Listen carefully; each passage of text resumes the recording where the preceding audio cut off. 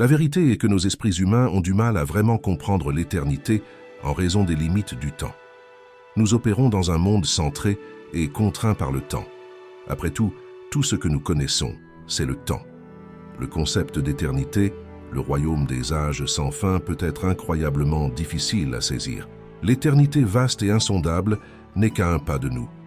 Comprenez-vous à quel point elle est proche de vous et moi?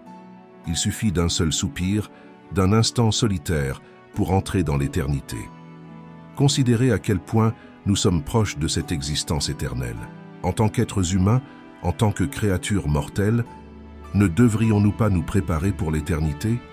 Nous devons nous efforcer sérieusement de la comprendre et de faire les préparatifs nécessaires. Oui, vous êtes peut-être prêts pour la retraite, mais la retraite seule n'est pas garantie. Nous n'atteindrons pas tous l'âge de la retraite. D'autre part, l'éternité est une certitude absolue. Êtes-vous prêt pour l'éternité? Êtes-vous prêt à affronter votre Créateur? Matthieu 7, versets 21 à 23, présente un message profond et puissant. Malheureusement, en raison de l'exposition répétée à des sermons discutant de ces versets, nous avons peut-être involontairement diminué le poids et la signification des événements décrits par notre Seigneur. Nous habituer à entendre prêcher ce thème, ce qui a un effet modérateur sur notre perception de ces versets.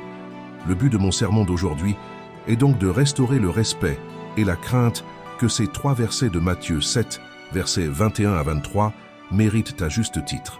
Il est essentiel que nous revivions notre appréciation de la gravité et de la signification des leçons transmises dans ces passages. Ces 3 versets sont sérieux. Matthieu 7, versets 21 à 23.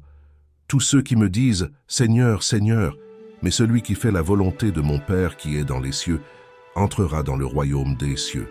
Beaucoup me diront en ce jour-là, « Seigneur, Seigneur, n'avons-nous pas prophétisé en ton nom? Et n'avons-nous pas chassé les démons en ton nom? Et en ton nom, n'avons-nous pas fait bien des merveilles?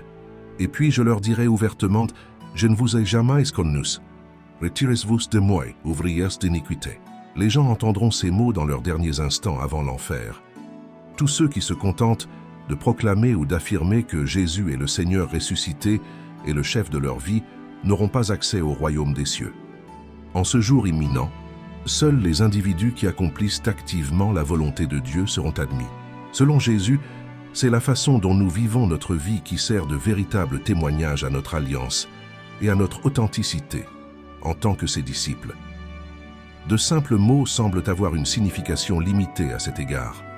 Les paroles ne peuvent pas se substituer à l'obéissance, pas plus que les œuvres religieuses. Le véritable test de la foi réside dans notre obéissance à la volonté de Dieu.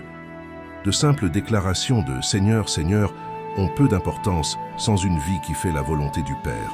Soyons honnêtes les uns envers les autres et reconnaissons à quel point il peut être facile d'acquérir du vocabulaire religieux, de réciter des extraits sonores religieux, de mémoriser la Bible et même de chanter des chants religieux tout en ne faisant pas la volonté de Dieu.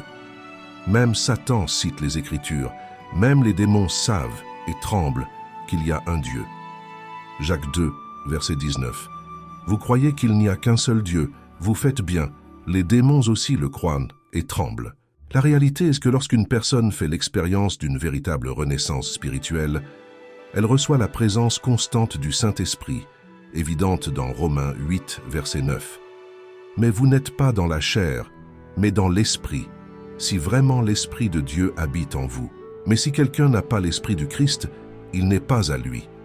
Le Saint-Esprit béni donne aux croyants le pouvoir de connaître et d'accomplir la volonté du Père par la présence de l'amour de Dieu dans leur cœur, les motivant à lui obéir et à servir les autres. Beaucoup me diront en ce jour-là, « Seigneur, Seigneur ».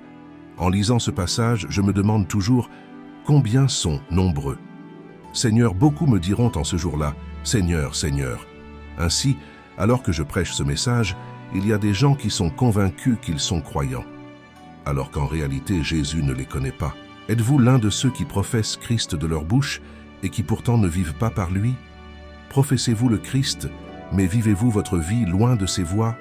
La vie, qui ressemble à l'enfer lui-même, révèle des gens qui s'étonnent sincèrement que Jésus ne les connaisse pas. C'est parce qu'ils vivent un mensonge si profondément qu'ils finissent par y croire. Ils se bercent d'illusions. Il y a des gens qui marchent sur la terre en ce moment et qui croient qu'ils sont chrétiens, qui croient de tout leur cœur qu'ils sont sauvés, qui se considèrent comme des enfants de Dieu mais ils se trompent, marchant sur la terre sans savoir qu'ils sont à quelques instants de l'enfer. Dans ces versets, Jésus met en garde contre l'auto-illusion et la fausse sécurité dans les expressions verbales de la foi, soulignant l'importance d'un cœur transformé et d'une vie qui reflète un engagement sincère et à suivre la volonté de Dieu. Le vrai discipulat implique une relation personnelle avec Dieu et une volonté de se soumettre à son autorité, de renoncer à ses propres désirs et de s'aligner sur ses desseins. Dans ce passage poignant, Jésus ne s'adresse pas à ceux qui le rejettent ouvertement. Ainsi, ceux qui se considèrent comme croyants, qui vont à l'église, peuvent même s'engager dans des activités religieuses quotidiennes, mais leur vie révèle une déconnexion fondamentale avec l'essence de la vraie croyance. C'est un rappel effrayant que s'engager dans des pratiques religieuses, même celles qui ont autant de sens que prophétiser, chasser les démons ou accomplir des prodiges en leur nom, n'est pas synonyme d'une véritable relation avec le Christ. Le nœud du problème réside dans l'état du cœur et les actions qui en découlent.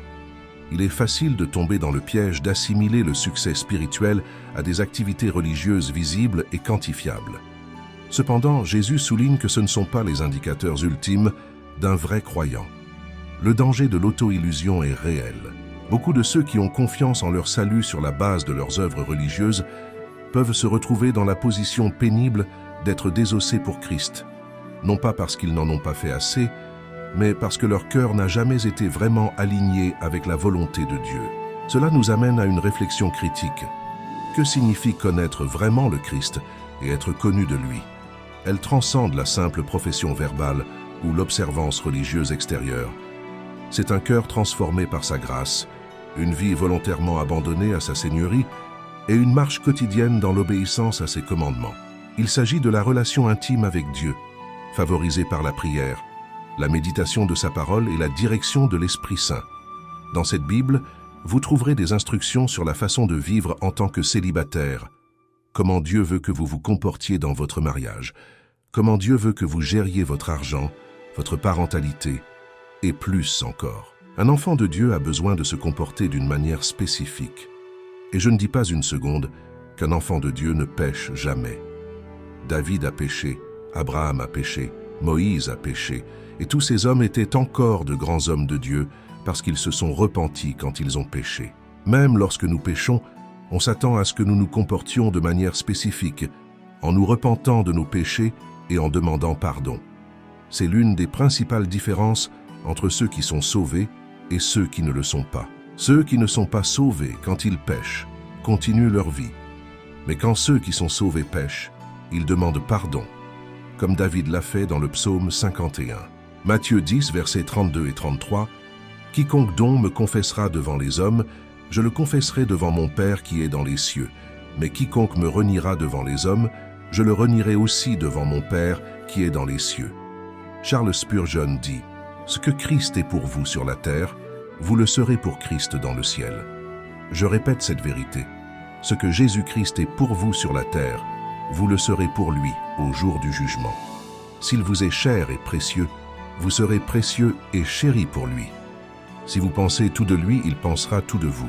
La déclaration de Charles Spurgeon, « Ce que Jésus-Christ est pour vous sur la terre, vous le serez pour lui au jour du jugement », est une vérité puissante que nous devrions tous prendre à cœur. Cela nous rappelle la relation intime que nous avons avec notre Seigneur et Sauveur et l'importance de notre réponse à lui dans cette vie. Alors qu'est-ce que Christ pour vous sur la terre? S'agit-il d'une figure lointaine, quelqu'un que l'on ne reconnaît qu'en passant? Pensez au Christ. Est-ce quelqu'un auquel vous ne pensez que le dimanche ou en cas de besoin? Ou est-il votre tout, le centre de votre vie, la source de votre espoir et de votre joie? Est-il un génie de la lampe vers lequel vous ne vous tournez qu'en cas d'ennui?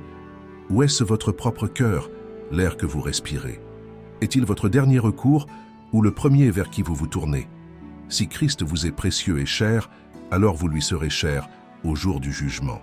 Votre amour pour lui ne passera pas inaperçu, et il vous récompensera pour votre fidèle dévouement.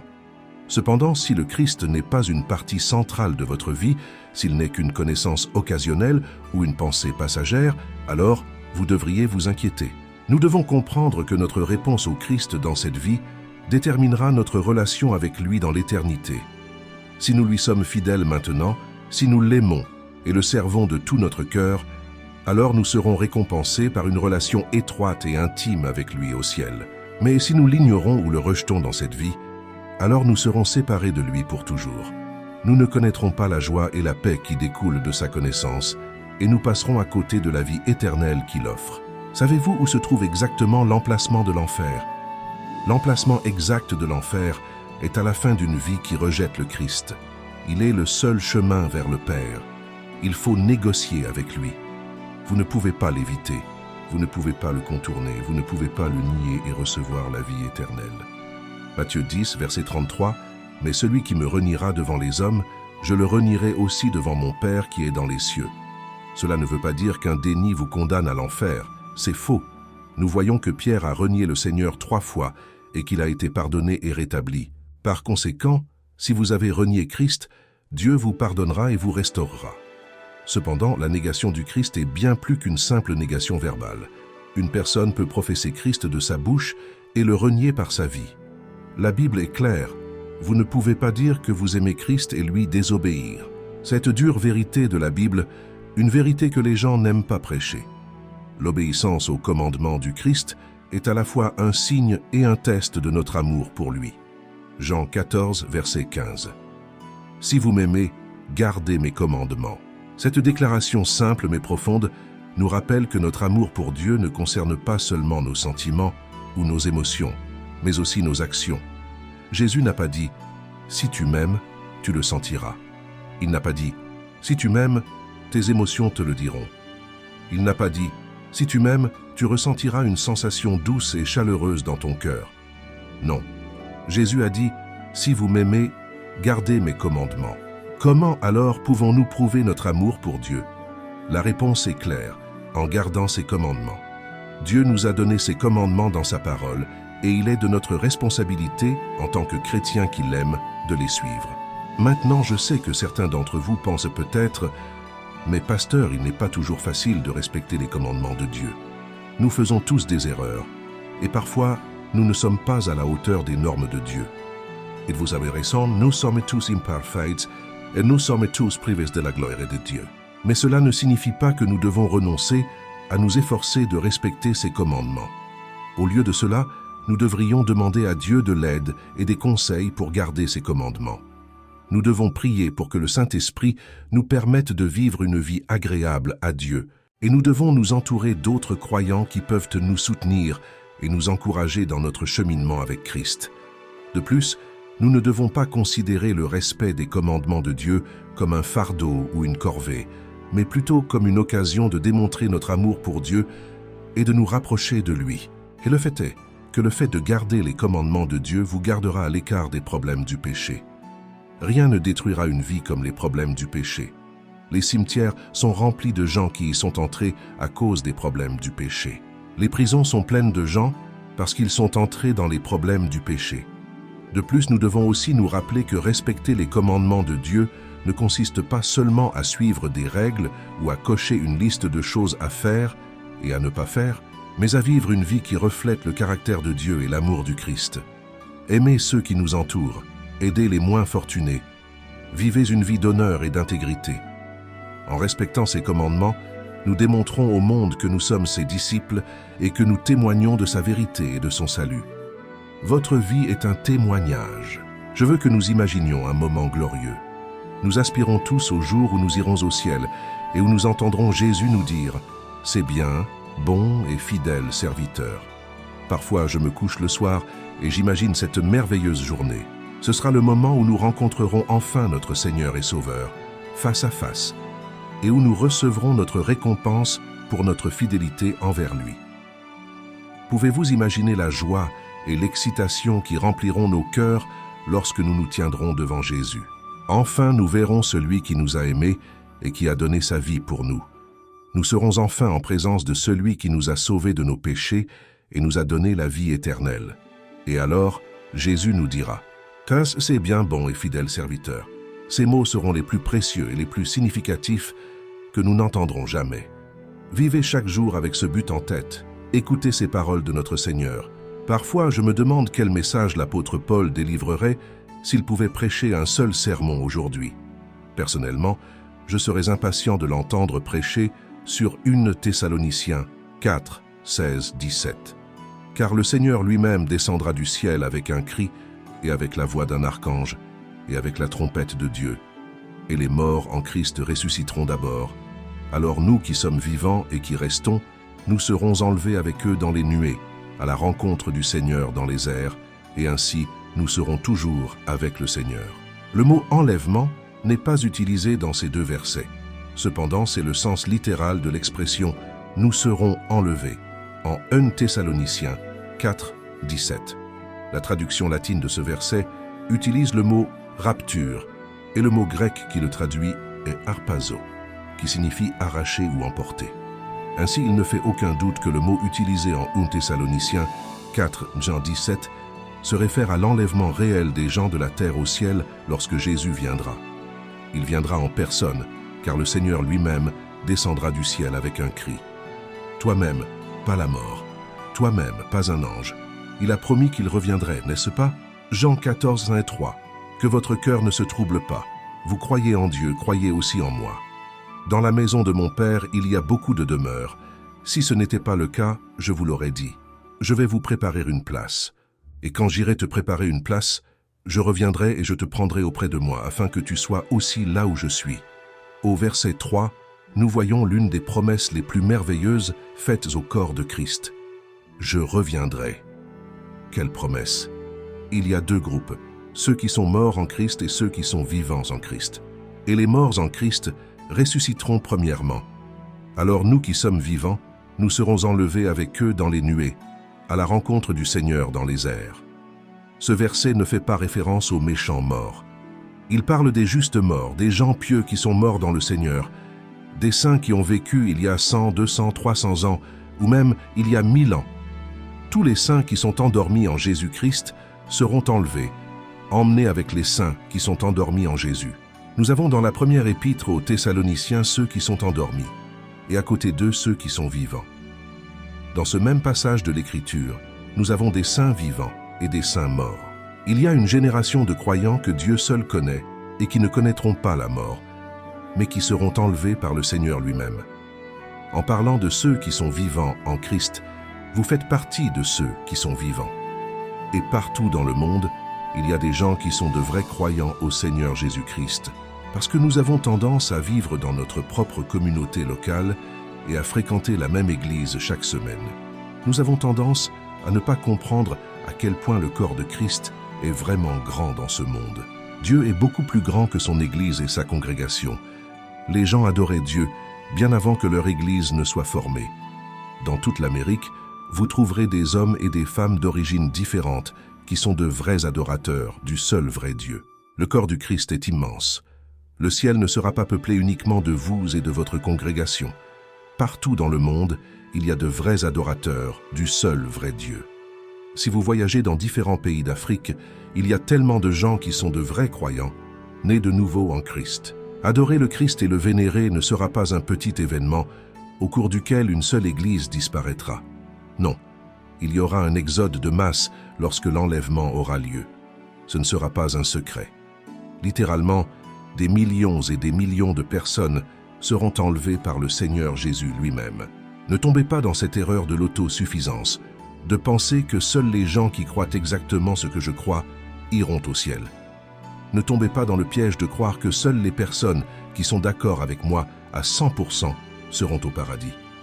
Ne pensez pas que seuls ceux qui fréquentent mon Église iront au ciel. Au ciel, il y aura des saints en Dieu qui ne seront pas d'accord avec chacune de vos vues théologiques. Ne vous laissez pas berner en pensant que seules les personnes qui vous ressemblent seront sauvées. Christ est mort pour toute l'humanité. Christ est mort pour tous. Et maintenant, dans le monde entier, il y a des millions de chrétiens. Des millions et des millions de vrais nés de nouveau qui croient de tout cœur au message de la croix et qui sont sauvés. 1 Corinthiens 1, verset 18. Car la parole de la croix est folie pour ceux qui périssent, mais pour nous qui sommes sauvés, elle est la puissance de Dieu. Le message de la croix a de la puissance et a encore de la puissance.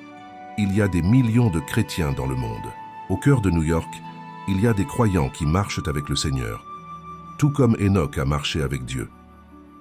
Dans les différents états de cette nation, il y a des croyants qu'en ce moment, quelque part, une croyante dans le Seigneur est en route pour travailler, priant dans son cœur son Rédempteur et Messie. En ce moment même, quelque part, il y a un saint en Dieu sur le siège passager d'une voiture, les yeux fermés, attendant et désirant ardemment l'enlèvement. Dans les montagnes du Népal, il y a de vrais croyants. Au cœur de Rio de Janeiro, au Brésil, il y a des saints en Dieu. À Lagos, au Nigeria. À Londres, en Angleterre. La Havane, Cuba. Paris, France. New Delhi, Inde. Kingston, en Jamaïque. Partout dans le monde, il y a des saints en Dieu qui croient en Christ. Et si l'enlèvement devait se produire à ce moment précis, ils seraient tous enlevés par leur Rédempteur et Messie. Et quand l'enlèvement se produira, il changera le monde comme rien de ce que le monde a jamais vu auparavant. Il sera intéressant de voir comment les systèmes mondiaux tentent d'expliquer la disparition mystérieuse et étrange de personnes dans le monde entier, qui ont une chose en commun. Elles croient au Seigneur Jésus-Christ. Après cela, ceux qui sont encore en vie seront enlevés avec eux dans les nuées pour rencontrer le Seigneur dans les airs. 1 Corinthiens 15, 50, 52. Voici, je vous dis un mystère. Nous ne dormirons pas tous, mais nous serons tous changés en un instant, en un clin d'œil, au son de la dernière trompette. La trompette sonnera, et les morts ressusciteront incorruptibles, et nous serons changés. Corps glorieux, le mortel se revêtira de l'immortalité, le corruptible se revêtira de l'incorruptibilité, là où la mort sera engloutie par la victoire. Dieu donnera de nouveaux corps aux croyants ravis. Dieu merci, il n'y aura plus de maladie. N'êtes-vous pas fatigué de la maladie? N'êtes-vous pas fatigué de la fragilité de ce corps humain? Le nouveau corps glorieux ne vieillira pas et ne se détériorera pas. Ce sera un corps jeune. De plus, ce verset nous révèle la rapidité avec laquelle cela se produira. Cela se produira soudainement et rapidement avec des croyants qui ont été fidèles aux enseignements du Christ, transformés en un instant, en un clin d'œil. Nous serons transformés en êtres glorieux. Et cela arrivera si vite, après que la dernière trompette aura sonné. Nous trouverons Jésus dans les corps célestes. L'événement de l'enlèvement se produira si vite qu'il sera terminé avant que le monde ne se rende compte de ce qui s'est passé. Avant que le monde n'ait la moindre idée de ce qui s'est passé, il aura déjà pris fin. Il n'y aura pas de temps pour les adieux, il n'y aura pas de temps pour les prières de dernière minute. Cela se produira en un instant. Pendant ce temps, Dieu déchaînera sa colère sur les gens qui n'ont pas suivi les enseignements du Christ. Un temps vient sur cette terre pour lequel ce monde n'est pas préparé. Un temps dont la Bible parle comme de la grande tribulation. Mais la grande majorité des gens dans ce monde ne s'en préoccupent pas. Pendant ce temps, le mal se répandra sans contrôle. Au cours de cette période, nous voyons dans le livre de l'Apocalypse que la colère de Dieu sera révélée. Ceux qui vivent dans la désobéissance, l'immoralité, l'idolâtrie, la corruption, la calomnie et d'autres formes de péché seront laissés pour compte pour faire face à la colère du Seigneur. En tant que chrétiens, il est important que nous vivions notre vie dans l'attente de l'enlèvement. Nous devons être vigilants, veiller et attendre le retour de notre Seigneur et vivre d'une manière qui lui plaît. Nous devons nous efforcer d'être prêts pour l'enlèvement à tout moment. Luc 12, 40. C'est pourquoi vous aussi préparez-vous, car le Fils de l'homme viendra certainement à une heure que vous ne pensez pas.